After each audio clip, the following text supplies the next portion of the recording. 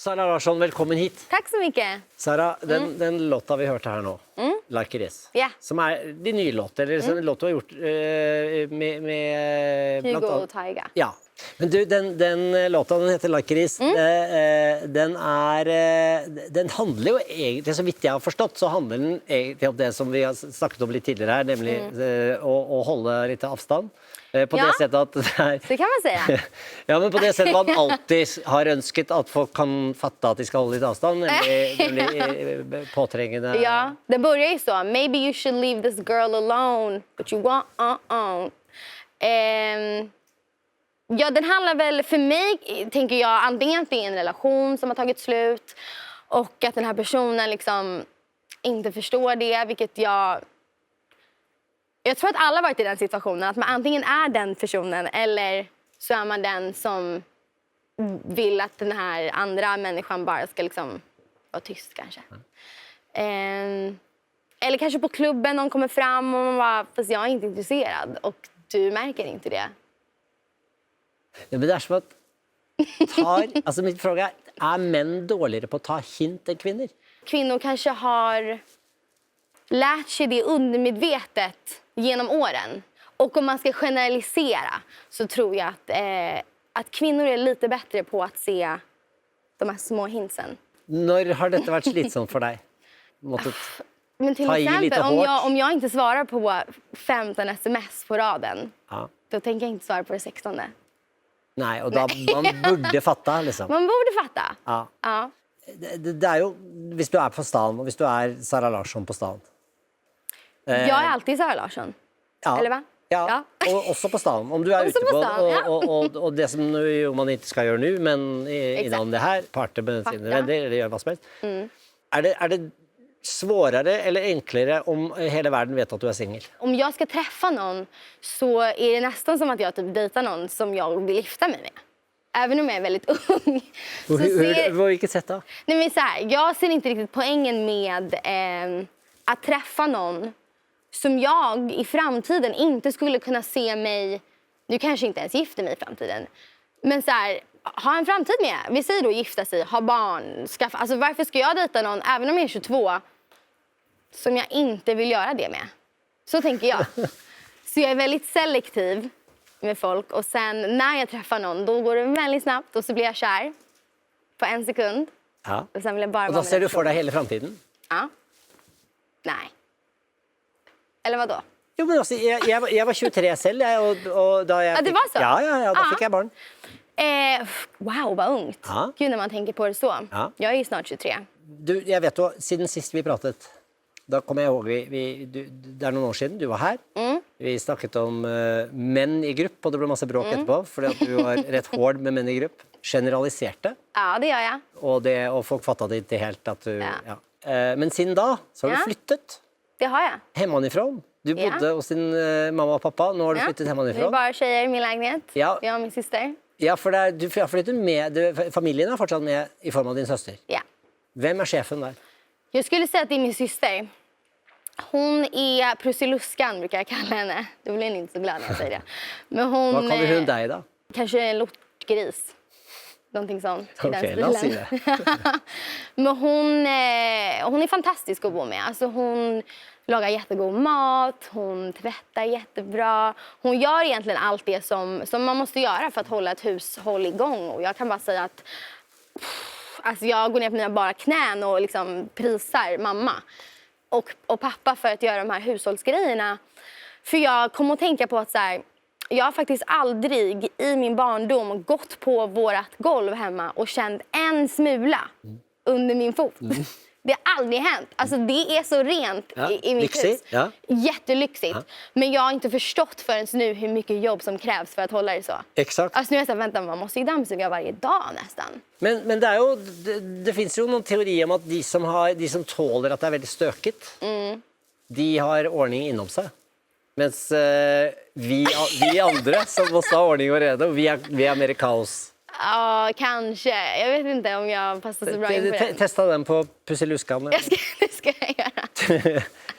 Förra gången vi pratade så berättade du också att du hade överlåtit ekonomin din, kontrollen på ekonomin din. Och det, jag menar, La oss inse det. Ekonomin i din verden, den är ganska god.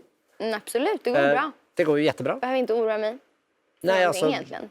det hoppas jag. Men kontrollen, den har din mamma. Ja. Är det fortfarande Kontroll och kontroll. Så här. Faktiskt, hon har faktiskt ganska mycket kontroll. Jag har ett kreditkort. Och det kan man då betala på internet. En e-faktura. Då får jag den på min mail. Men mamma vill ändå. Så då säger jag bara så här. Men så här mycket har jag spenderat. Eller så säger det till min liksom... Vad heter det? Revisor. Ja, exakt. Så här mycket behöver jag betala in, du vet, den här månaden. Men då vill mamma ändå ha... Hon vill liksom ringa och få pappret hem. För att se alla utgifter. Så vad har du spenderat du ska se vad du har brukt pengarna på. Vad har du gjort för så här mycket pengar? Och ofta så är det mycket middagar. Jag älskar att bjuda folk som jag känner. Så du bjuder vänner på stan? Ja. 100%, det är det bästa jag vet. Men det är väldigt dyrt liv. Ja, absolut. Men också... Jag vet inte, någonstans är det är klart att det är inte så många i min ålder som har så mycket pengar som jag har. I alla fall inte mina vänner. Som pluggar eller är arbetslösa just nu eller har något slags jobb. Som kanske inte har råd att gå på den här nya restaurangen som jag vill gå på. Och jag vill inte sitta där själv liksom, med en påse cash. Vad är det du har köpt av prylar eller grejer som hvor din mamma har reagerat starkast? Det är egentligen inget som hon tappar hakan över, förutom att hon tycker att jag... hon är också väldigt stolt. Mina föräldrar är väldigt stolta. De skulle aldrig liksom låta mig betala någonting för dem. Även om jag bara, jag vet att ni ska åka på semester nu. Säg bara vart ni vill åka så kan vi fixa det. De bara, nej, jag och pappa och jag, vi har våra egna. De är väldigt stolta. Men sen så kan det bli så här ibland att jag bjuder dem mina vänner. Och då är mamma så här, bjuder aldrig mig och pappa. Men det är för att du inte vill det. Men jag tycker om att göra folk glada och så. Men jag tror inte hon tappar hakan över någon. Jag gör faktiskt inte så knasiga grejer. Alltså om man tittar på ungdomar som har blivit framgångsrika, fått in pengar på banken, så kanske folk bara lägger dem på knasiga saker. Jag skulle inte säga att jag gör det. Jag har min lägenhet. Jag skulle jättegärna vilja köpa en till lägenhet i LA. Ja, för du har drömt om att flytta till LA. Exakt. Dit vill jag ju. Det ser ju inte så väldigt... Jag tänkte flytta 2020. Jag trodde det skulle vara mitt år. Inte det. Har du någon gång upplevt att du har varit på jobb, ute och rest och känt bara, jag måste hem. Jag måste hem till Sverige. Det hände en gång. Och det var fruktansvärt. Vad hände då? Det brukar hända mig i slutet av året. Då blir jag oftast sjuk. För det är då min kropp är så här, nu är det slut, nu får jag vila. Adrenalinet försvinner. Ja, men lite så. Och sen just i den stunden så var jag otroligt hjärtekrossad också. Jag hade väldigt mycket ångest, jag hade sovit dåligt. Och jag ville bara hem till mamma. Så jag gjorde någonting som jag aldrig har gjort innan eller efter det faktiskt. Jag bara sa, nu sätter ni mig, det var som en film. Nu sätter ni mig på nästa planet hem till Sverige. Jag ska hem ikväll. Cancel everything. Jag hade ett gig. Jag ville bara hem. Så och jag var lite sjuk. Så du skulle på scen? Alltså inte just den kvällen, utan kvällen efter. Som du cancellerade? Ja. Och jag är verkligen ingen sån person som gör det. Men ibland så... Men det tog över? Hemlängseln tog över? Ja, och ibland så måste det få vara så. För hellre att jag då ställde in ett gig och känner att det är okej. Och det var faktiskt min manager som sa att så här, om du inte kan göra det här så får du åka hem. Och jag har alltid tänkt på så här, min karriär typ som liv och död.